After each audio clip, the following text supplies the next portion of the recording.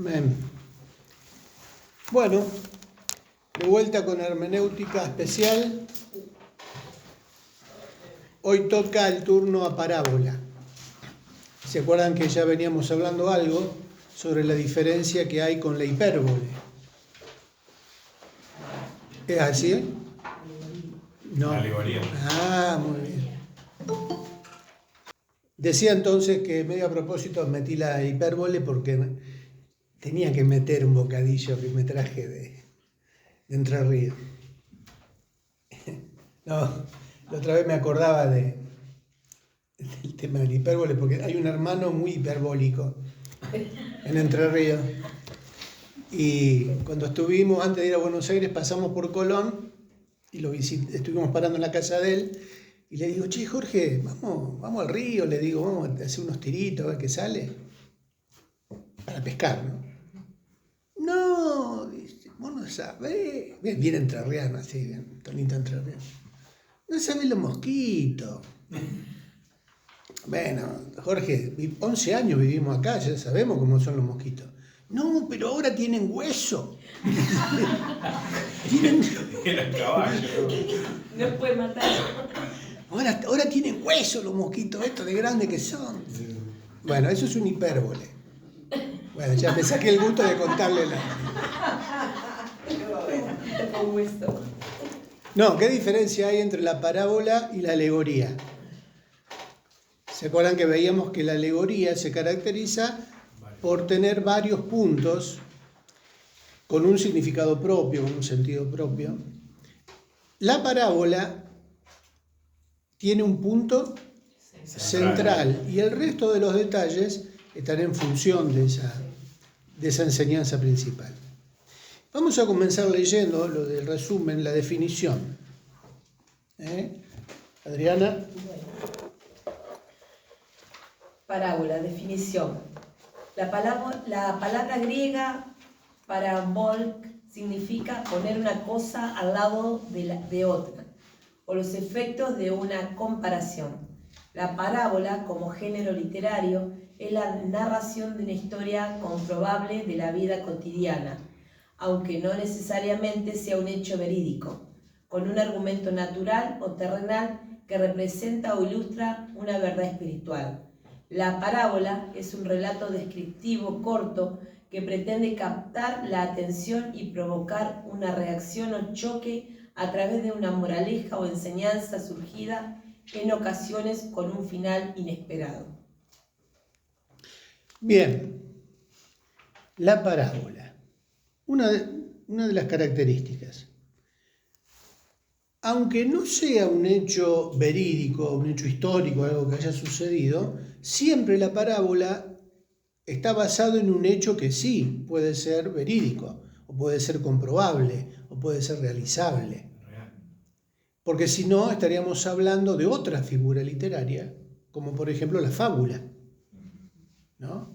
Pero en este caso la parábola siempre va a contener elementos o historias que sean perfectamente factibles, posibles, reales, aunque sea compuesta. Puede ser una ficción, pero una ficción basada sobre hechos que tranquilamente se pueden realizar. Habíamos mencionado que algunos estudiosos de parábolas decían que la de El hijo pródigo es una historia perfectamente posible, realizable, verídica, aunque no necesariamente sea verídica. Algunos dicen que fue algo compuesto, que era una historia que ya se conocía desde antes, a la que el Señor le agrega detalles o le da un tono especial para aplicarla a un problema puntual o a una necesidad que dio origen a ese relato de la parábola del hijo pródigo. Pero siempre tiene que ser algo que se pueda dar. Otra característica de la parábola que justamente tiene que ver con un relato no muy extenso, es un relato corto, que busca captar la atención de la gente con la historia, y provocar un final o una conclusión a veces inesperada, ¿no? Sorpresiva. ¿Por qué? Porque el intento, ¿cuál es? Producir es un efecto, es un golpe de efecto. ¿Quién se iba a imaginar el final del hijo pródigo? Porque el tema del hijo que quedó aparece al final de la parábola, ¿no? El problema de fondo recién al final se sale a luz. Bueno, así el Señor, que era justamente un maestro de los maestros, ¿no? Pero era muy hábil en el manejo de las historias y de los golpes de efecto, para justamente provocar una enseñanza que no se olvide, que sea imborrable, que quede marcada en la memoria. Son técnicas de enseñanza, son métodos que, como decíamos, los orientales son especialistas en este tipo de relatos, ¿no? Los cuentos orientales, las fábulas, las historias, buscan ese contenido con finales inesperados y causan un efecto, ¿no? El efecto que quieren lograr. Punto 2. Características. Gera. 2 características. Cuando se estudia una parábola, no hay que olvidar que en ella siempre se destaca una verdad o enseñanza principal.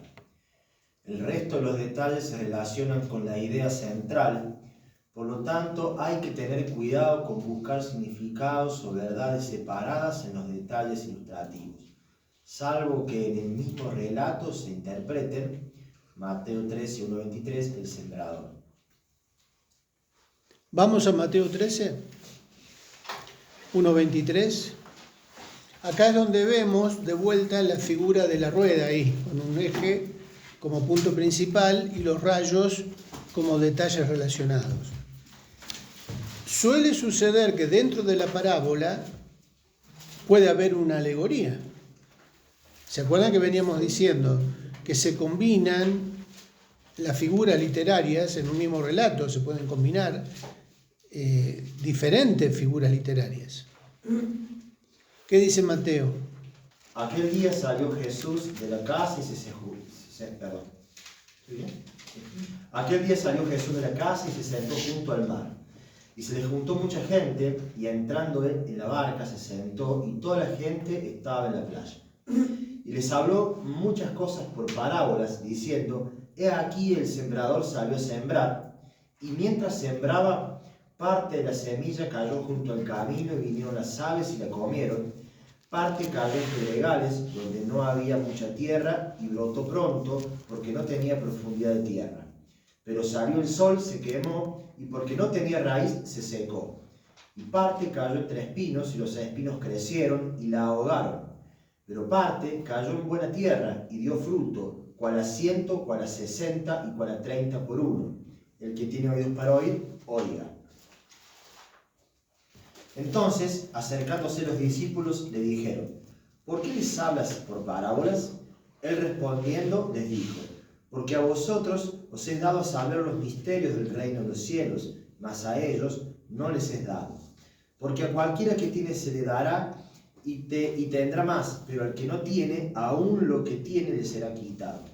Por eso les hablo por parábolas, porque viendo no ven y oyendo no oyen, ni entienden.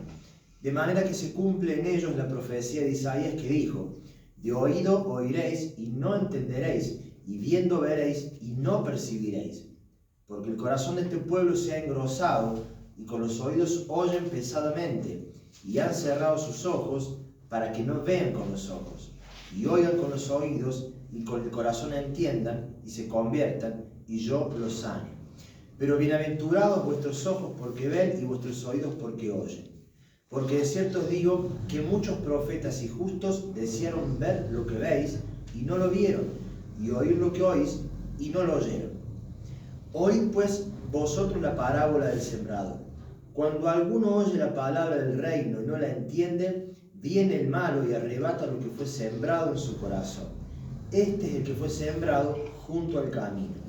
Y el que fue sembrado en pedregales Este es el que oye la palabra y al momento la recibe con gozo, pero no tiene raíz en sí, sino que es de corta duración, pues al venir la aflicción o la persecución por causa de la palabra, luego tropieza. El que fue sembrado entre espinos, este es el que oye la palabra, pero el afán de este siglo y el engaño y las riquezas ahogan la palabra y se hace infructuosa. Mas el que fue sembrado en buena tierra, este es el que oye y entiende la palabra y da fruto, y produce a 100, a 60 y a 30 por uno. En esta lectura, ¿qué encontramos? En primer lugar, una enseñanza de Jesús usando una parábola, en este caso, la del sembrador. Fíjense que lo que relata el Señor está en base a un oficio conocido. ¿Se acuerdan que una de las características tiene que ver con eso? Algo que era visible, que era comprobable. Y con detalles del oficio, los elementos, la semilla, la tierra, ¿no? Desde el versículo 10, los discípulos se acercan y le preguntan, ¿por qué hablas? ¿Por qué usas este método de parábolas? Hay un sentido, hay un propósito. Como veíamos, la parábola tiene como propósito captar la atención, tratar de que la gente se concentre en la historia, a ver cuál va a ser la enseñanza. ¿Cuál era el problema de esta gente? ¿Entendí? No era sencillo. Es más, Jesús dice a propósito, les hablo por parábolas. Porque aquellos que tienen el corazón endurecido es como que todavía se endurecen más, porque hay resistencia. Hay una resistencia espiritual a eso. Pero aquellos que están abiertos a recibir van a entender. Pero ¿cómo termina desde el versículo 18 al 23? ¿Qué hace Jesús? La explica. En este caso, explica la parábola. No siempre se explica, hay que interpretarla. Pero en este caso puntual, Jesús plantea la parábola, la desarrolla, y después a los discípulos se las explica. Justamente, bueno, tenía que ver con ese pedido de los discípulos que querían saber por qué ese método y cuál era el propósito. En el punto 3, vamos a ver otro ejemplo, partes de una parábola. ¿Quién leyó recién? Yo leí. Seba. 3. Partes de una parábola. Las parábolas tienen 3 elementos básicos a identificar. A. El escenario u ocasión. B. La narración o historia. C. La lección espiritual. El escenario se refiere a la ocasión que provocó la historia. Ejemplo, Mateo 24:3, Lucas 15 del 1 al 3. Y la lección o aplicación espiritual es suministrada de manera formal al finalizar la historia. Mateo 25:13, Lucas 15:7. Vamos a los textos. Dijimos Lucas 15. ¿Cuál es ahí el escenario? El pastor que pierde una oveja y teniendo 100 ovejas pierde una y deja las 99 y va a buscar la perdida. Sí, pero desde el 1. Desde el 1. ¿Lo leo? Dale. Se acercaban a Jesús todos los publicanos y pecadores para oírle. Y los fariseos y los escribas murmuraban, diciendo, este a los pecadores recibe y con ellos come. Entonces él les refirió esta parábola, diciendo, ¿qué hombre de vosotros, teniendo 100 ovejas, si pierde una de ellas, no deja la 99 en el desierto y va tras la que se perdió hasta encontrarla? Faltó la otra parte antes. Había faltado la otra parte, por eso. Claro. Entonces, acá ¿qué encontramos? Lo que ocasionó que Jesús diera esta parábola. La murmuración de los fariseos. ¿Se acuerdan que habíamos hablado algo del hijo pródigo? ¿Cuál era el problema? ¿Por qué murmuraban? Porque Jesús, ¿qué hacía? Se acercaban a Jesús todos los publicanos y pecadores para oírle. ¿Y qué decían los fariseos y los escribas? A los pecadores recibe y con ellos come. Jesús sabía esto. Y a propósito comienza a desarrollar la enseñanza de estas parábolas. Ahora vamos a entrar en el punto 4, las pautas para la interpretación de parábolas. Algunas pautas para la interpretación de parábolas. ¿Qué es lo primero que hay que hacer según el punto A? Primero, identificar a los oyentes. O sea, ¿quiénes estaban ahí? Entonces, ¿a qué me lleva esto? A leer el contexto.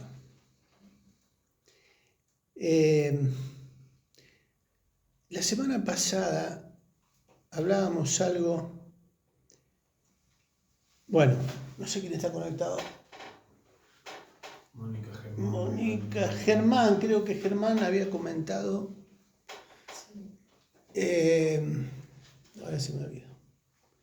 Sobre una Biblia de estudio que hace un comentario, ¿no? Germán, ayúdame si estás ahí. Si eras vos. Hola. ¿Cómo te va?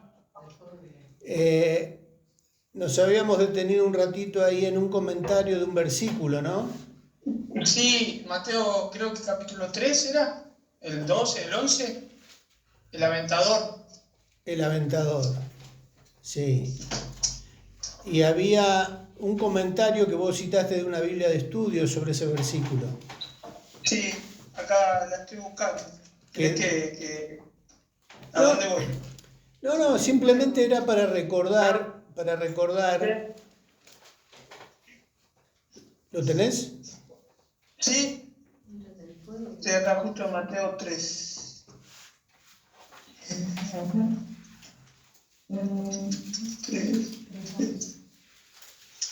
Esto no tiene que ver con parábola, ¿eh?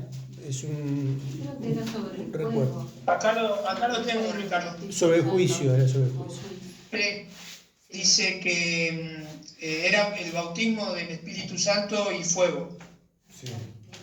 Dice que esto podía anticipar el día de Pentecostés, que fue en Hechos 2, cuando Jesús envió al Espíritu Santo en forma de lengua de fuego y dotaría de poder a sus seguidores para predicar la buena noticia. La declaración de Juan también simboliza la obra del Espíritu Santo que trae el juicio de Dios sobre quienes rehúsan arrepentirse de sus pecados. Algún día todo el mundo será bautizado, ya sea por el Espíritu Santo o por el fuego de su juicio. Bien. Y ahí el conflicto venía por cómo interpretar el juicio y el fuego del juicio y cuál sería la interpretación más cercana según el contexto, ¿no? Bueno, en la parábola y en la interpretación de parábolas nos vamos a encontrar también con diferentes maneras de entender los contextos. Por eso la hermenéutica es una ciencia a la que hay que destinarle tiempo de investigación, de análisis, de comprensión de texto. Por eso, lamentablemente, en los últimos tiempos, si hay algo que la educación formal está aniquilando, es la comprensión de texto. O sea, se enseña a leer para aprender a leer, pero ya no se interpreta mientras se lee. A nosotros nos enseñaban a ir entendiendo lo que estábamos leyendo a medida que leemos. Hoy es como que se lee para cumplir con la lectura, pero le preguntás, bueno, ¿qué entendiste de lo que leíste? ¿Qué sé yo? Te dicen, ¿no? ¿Qué sé yo lo que sé? Pero lo leyó bien, respetó los puntos, los acentos, todo lo que vos quieras. Pero comprensión de texto, ya la mente está perdiendo ese ejercicio. Y por eso, cuando hablábamos la otra vez de inteligencia artificial y de la dependencia que se genera con todos estos recursos nuevos, que parece que es una ayuda, que nos da más velocidad y todo eso, pero en realidad nos está anulando la capacidad de comprensión. Y ya nuestra mente se va atrofiando porque perdió el ejercicio, la dinámica de la comprensión y nos hacemos dependientes de otros recursos. Salvando la distancia, bueno, es un problema que yo trato de recordarlo, porque en realidad después yo me quedé pensando que en hermenéutica general, que es la parte que no vieron los que por ahí se agregaron después, tanto de los que están conectados como los de acá, porque acá se engancharon con hermenéutica especial, pero en realidad esto que estamos viendo lo tendríamos que hacer recordando lo de hermenéutica general. Porque ponemos a veces como condición hacer introducción bíblica, hacer hermenéutica general, especial, para después seguir avanzando en la comprensión del texto, bíblico en este caso, porque eso nos va a ayudar. Es como pasar de grado en la primaria. ¿Por qué hacemos primer grado, segundo grado? Porque ahí, en esos grados, aprendemos lo básico, a leer y a escribir, a hacer las primeras sumas, los primeros palotes, ¿no? Si no pasamos por esos primeros grados, no llegamos a séptimo, ¿eh? Bueno, en esto también pasa lo mismo. Estamos ya analizando parábolas, como que estamos ya en un nivel un poquito más elevado que con el que comenzamos después de hacer introducción bíblica. Empezamos recién a manejar los principios básicos de la hermenéutica. Que después, bueno, eso lo podemos ir compensando con el material que ya está hecho, ¿no? Pero ¿a qué quiero llegar con esto? Para interpretar parábolas, para interpretar símbolos, para interpretar metáforas, profecía.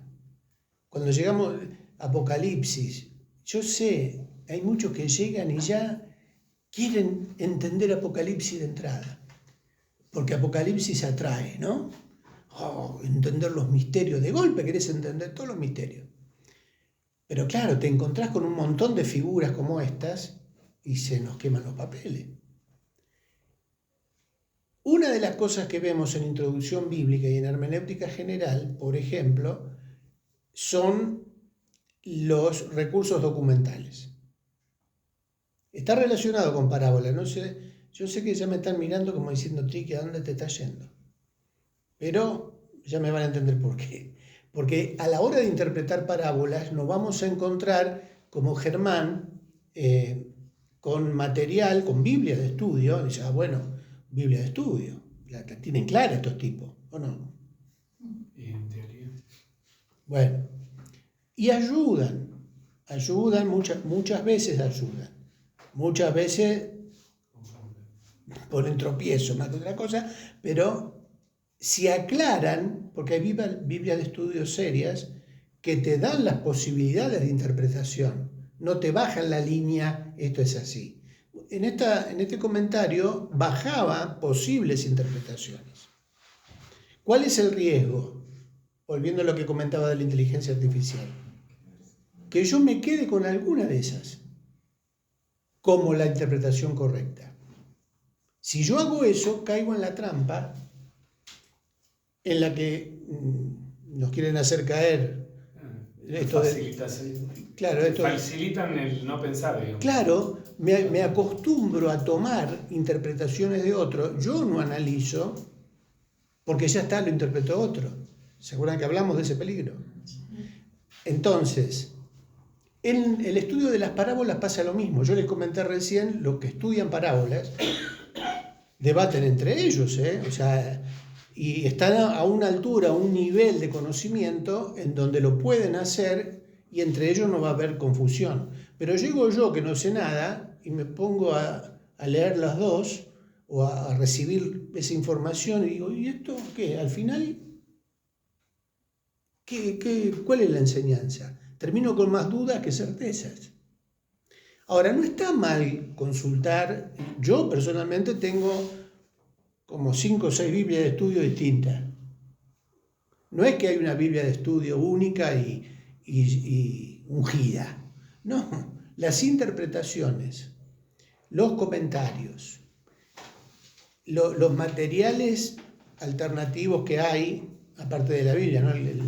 La documentación que hay, sirven como herramientas para ampliar el panorama, para ver qué posibles interpretaciones hay, pero yo no tengo que renunciar a mi tiempo de análisis y de comprensión de texto. ¿Se entiende a lo que voy? No le demos lugar a la pereza de querer cortar camino porque ya tengo interpretado por un comentario, por un autor o por una Biblia de estudio.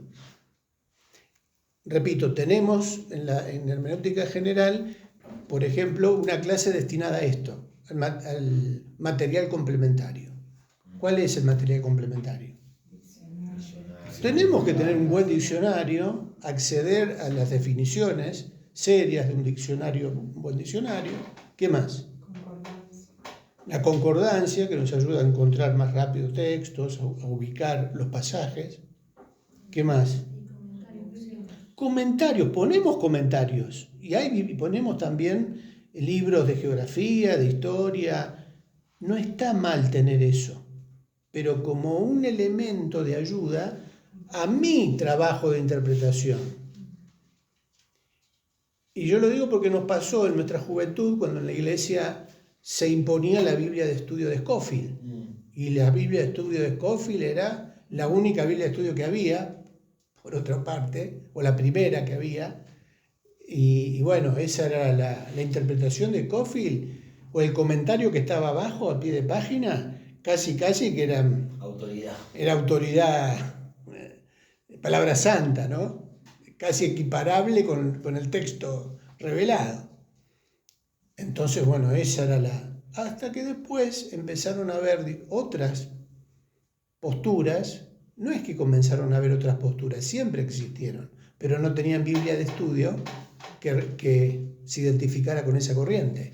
Por eso les digo, hoy en día nos vamos a encontrar a la hora de interpretar lo que sea, parábola, símbolo, tenemos que también hacer una hermenéutica casi de la fuente que yo estoy consultando. ¿De dónde viene? ¿Quién es el autor? ¿A qué denominación pertenece? Porque los comentarios que se publican tienen una fuerte influencia denominacional. La teología, la escatología que ellos van a plasmar en su comentario en la Biblia de estudio está influenciada por la denominación, por lo que cree la denominación, con los pasajes bíblicos que ellos consideran que se aplica a esa interpretación. No está mal, porque es lo que ellos creen. Pero si yo ya sé que hay un contenido que influencia la interpretación del texto, por un contenido denominacional que influencia la interpretación del texto, yo tengo que saberlo.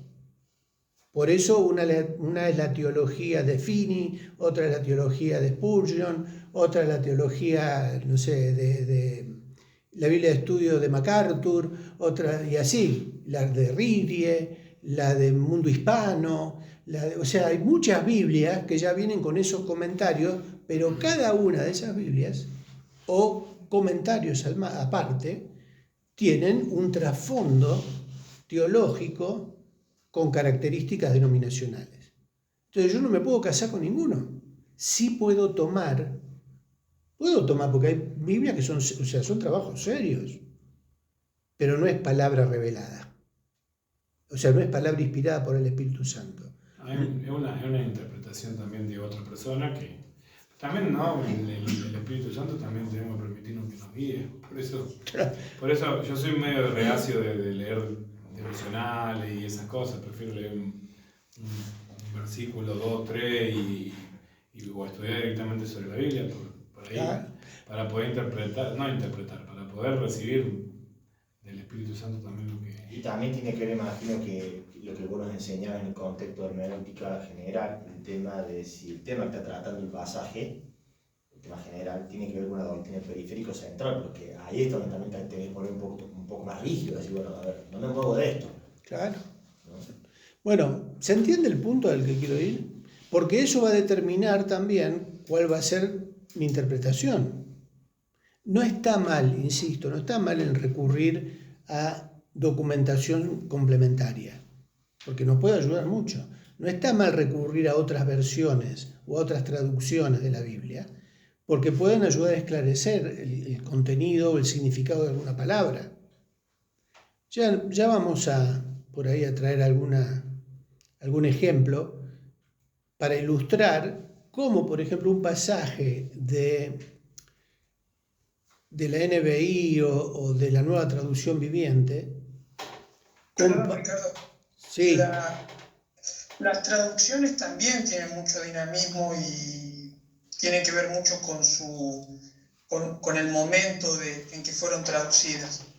Sí. Por ejemplo, la Reina Valera en Tesalonicenses, dice Pablo, en uno de los capítulos dice: a Dios damos gracias por vosotros que fueron escogidos para salvación.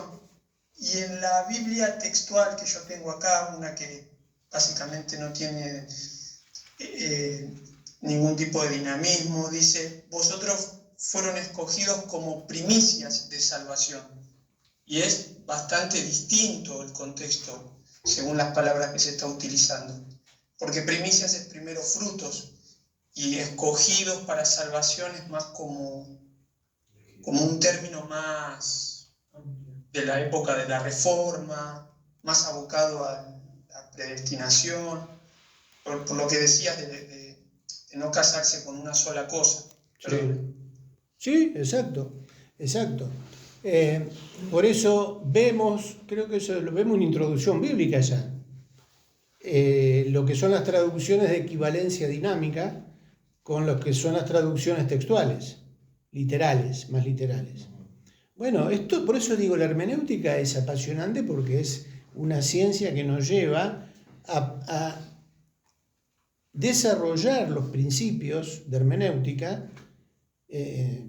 Decimos, ¿no?, en las primeras definiciones, lo que es la exégesis y lo que es la hermenéutica. Una es ciencia y la otra es arte. O sea, una nos da las herramientas y la otra es el arte de usar esas herramientas a la hora de hacer una interpretación en el texto. Estoy tratando de traer algunas cosas de hermenéutica general para que podamos entender hermenéutica especial, ¿no? Y entender también cómo interpretar parábola, tomando en cuenta esos principios básicos. Porque también con el tema de las versiones de la Biblia hay mucha confusión. Y a veces le damos el carácter de traducción a algo que no es una traducción, sino, como creo que lo decíamos la otra vez, que tiene que ver más con una paráfrasis. Y eso en introducción bíblica también vemos la diferencia entre una traducción o una palabra revelada en un idioma, en el idioma original. ¿Se acuerdan cuando hablábamos de los idiomas en introducción bíblica? Y que el Espíritu Santo inspiró el texto original en ese idioma, y después vienen las traducciones. Y cada traducción tiene su característica. Cada idioma tiene su característica. ¿Sí? Y las versiones. Por eso no es lo mismo traducción que versión y que paráfrasis. Y también nos damos cuenta de que depende de qué fuente uso el tipo de interpretación que yo voy a tener o traducción que voy a tener. Entonces, Triqui, ¿qué leemos? Me van a decir, ¿cuál es la versión que vale? ¿Cuál es la más potable, la que más tranquilidad me puede dar? En realidad, si yo tengo en cuenta esto de las traducciones, cualquier traducción que use me va a llevar a conocer la voluntad de Dios. Ahora, hay que tener cuidado con ciertas traducciones. o con ciertas versiones. Porque si yo leo la traducción del Nuevo Mundo de las Sagradas Escrituras, me voy a encontrar con pasajes tendenciosos, traducidos a propósito de una manera en base a la teología que tiene esa Biblia de los Testigos de Jehová. O también algunas versiones que están apareciendo de la Biblia queer, ideología gay, o sea, que Romanos capítulo 1, no sé cómo hacen para interpretar como lo interpretan, ¿no? Pero, ¿qué dice Romanos sobre la corrupción del hombre? Y específicamente dice clarito ahí lo que es abominación para el Señor en cuanto a las relaciones sexuales entre parejas de un mismo sexo. Bueno, y así puede haber otras versiones. Entonces yo tengo que tener cuidado y por eso analizar también no solo los comentaristas o la Biblia de estudio, sino las versiones de las Biblias. A la NBI también se la criticó, se la defenestró, porque había algunos integrantes de ahí que eran lesbianas, no sé qué era, que esto, que lo otro. Son temas debatibles. Hay mucha... A ver, yo no me pongo del lado de ninguna, ¿eh? Todavía sigo defendiendo a mi amigo Casiodoro. ¿Pero por qué? Porque el mismo Casiodoro, si ustedes leen la introducción de la Biblia del Oso, si encuentran, creo que en internet la van a encontrar, lean la introducción que él hace. En algunas Biblias está. A la versión de la primera traducción al español, en donde él mismo reconoce que pueden venir después de él alguien que mejore su trabajo.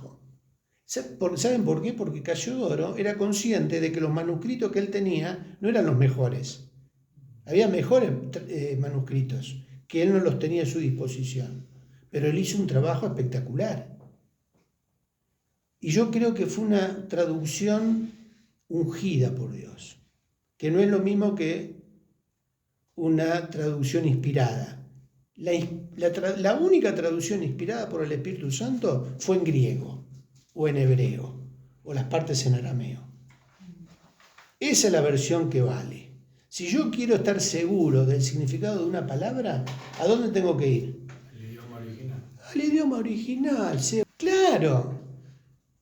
Tenemos que ir al idioma original. Lamentablemente yo no sé, lo Bueno, conozco. ahí también vos ese idioma original tenés que interpretarlo a través de tu lenguaje propio, tu lenguaje natural. Claro, pero... A través de las palabras y el significado. los tiempos nuestras palabras. Para Bueno, entender eso. por eso en hermenéutica, en los principios básicos, sabemos que nosotros tenemos que ubicarnos en el momento en que se escribió, entender el contexto, qué quiso significar la palabra en ese momento, el uso original.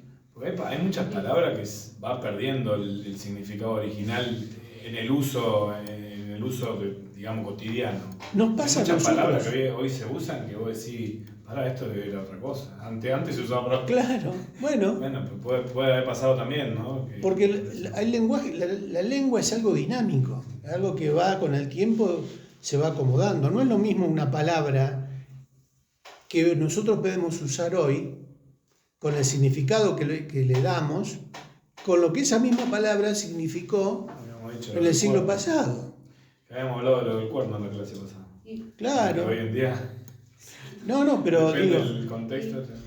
Y por ejemplo, Triqui, que bueno, una experiencia que me tocó, ¿no? De llevar la palabra a persona que estaba postrada y bueno, y a su hija que la cuidaba, que no podía asistir ni a la iglesia ni nada.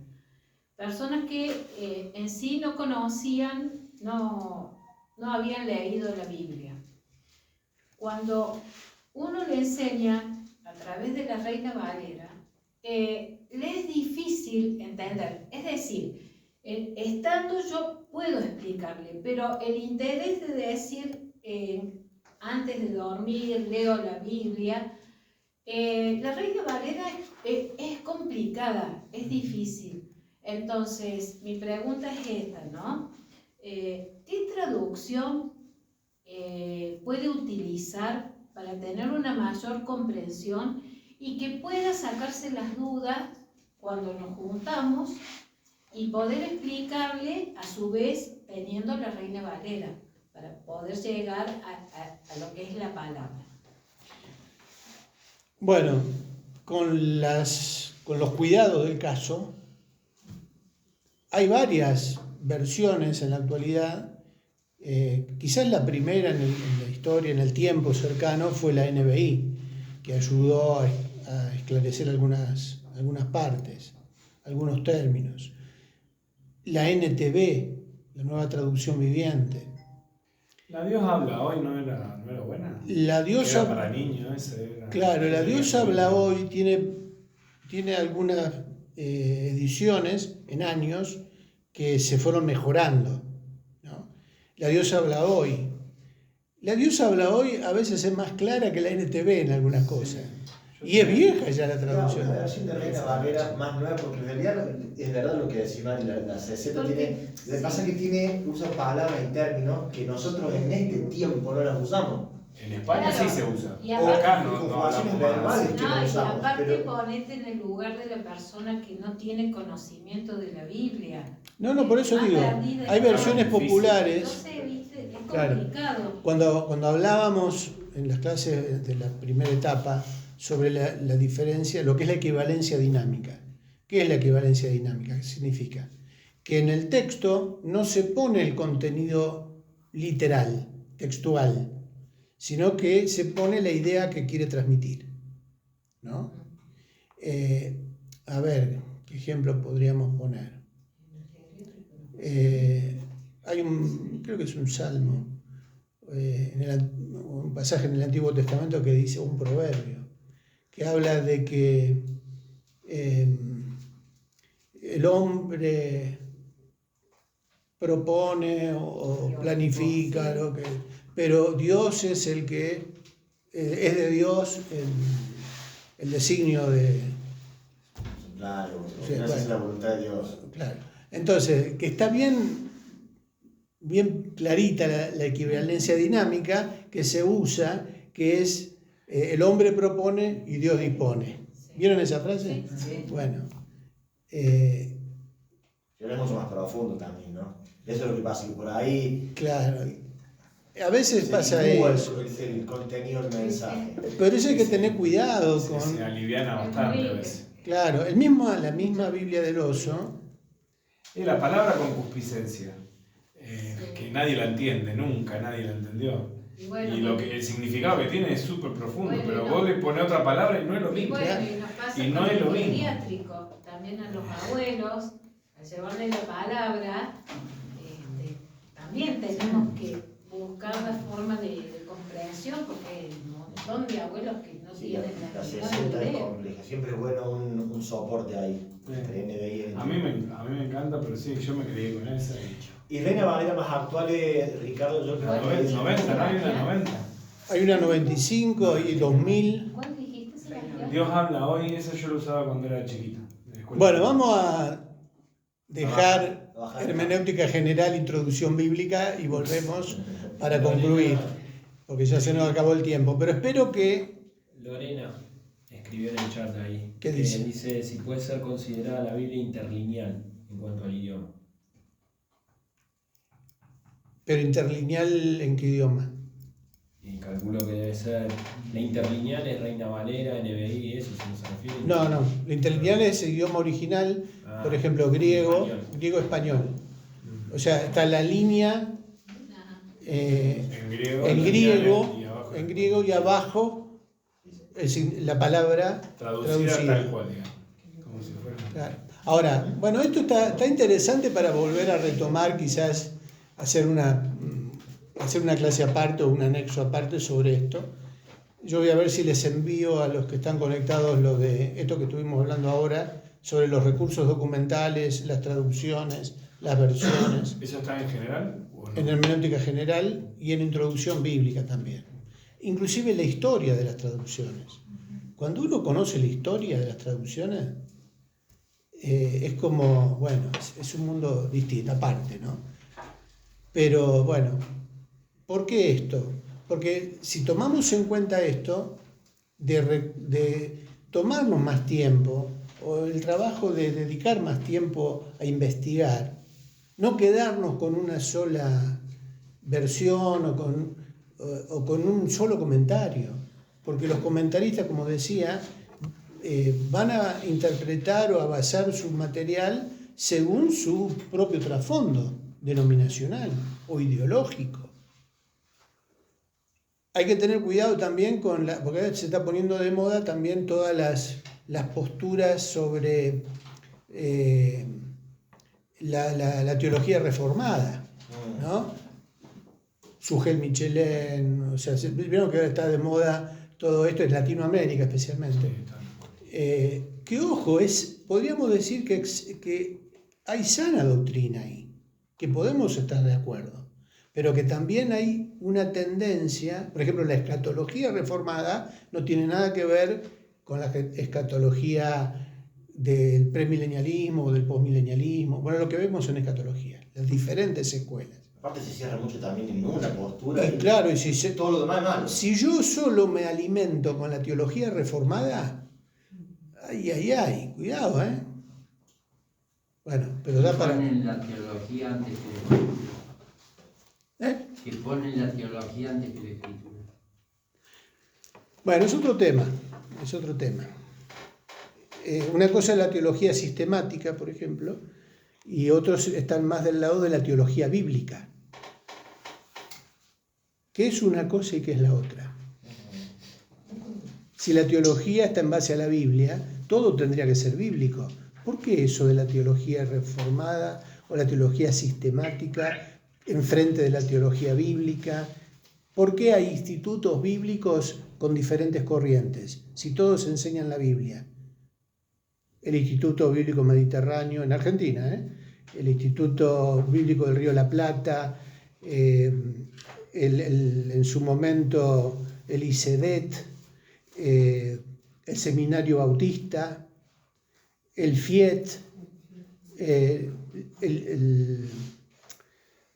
Instituto Bíblico de Fe, el Seminario de Fe de Milton Pope. O sea, hay una serie de institutos bíblicos que cada uno tiene su tendencia. Y los que van a estudiar alguno de esos institutos después vuelven a la iglesia con toda la cabeza lavada o ampliada, según ellos, que ahora le abrieron la cabeza. En mi iglesia se hace todo mal. Están haciendo todo mal. Pastor, usted está equivocado. Lo que nos enseñó, ¿no? ¿Qué pasó? Vino con toda la sana doctrina, o la super teología reformada, o la super teología bíblica, o bueno. Pero la teología bíblica y sistemática, en términos de estudio de la palabra, ¿están confrontadas? ¿Tienen diferentes? No, yo consulto a gente seria que trabajó sobre teología sistemática y son excelentes. Para mí están... Pero también dentro de la teología sistemática se sistematiza tanto a veces... Que se dejas afuera algunas cosas que pueden ser útiles, ¿no? Porque por ahí dentro de ciertas corrientes teológicas se niegan los milagros. Y yo digo, ¿cómo? ¿Cómo explicar el detalle a veces también? Entonces ahí dejas... Claro, se somete a la Biblia a una teología de laboratorio, al método científico.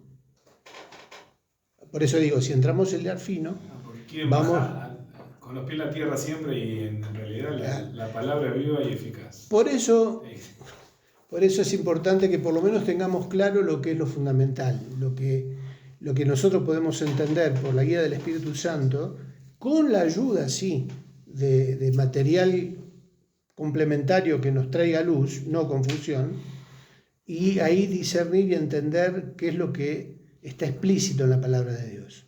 ¿Cuál es la enseñanza básica? Que cada uno por su cuenta puede extraer. La Biblia no está reservado para 4 o 5 iluminados y el resto del pueblo está condenado a la ignorancia. No, Dios dejó su palabra para que todos podamos acceder a ella para entender la voluntad de Dios. Eso es nuestra base, ¿no? Vamos a orar, que el Señor nos ayude a no dejarnos tampoco llevar de las narices por nadie, ¿no? Yo, ni por mí mismo. Tenemos que vivir permanentemente cuestionándonos. Yo me cuestiono y me reviso. Señor, si hay algo acá que no es tuyo, acláramelo, sacámelo. Claro. Aquí me agarro otro que si me enredamos... No es ningún signo de debilidad corregir los errores que podamos tener. Al contrario.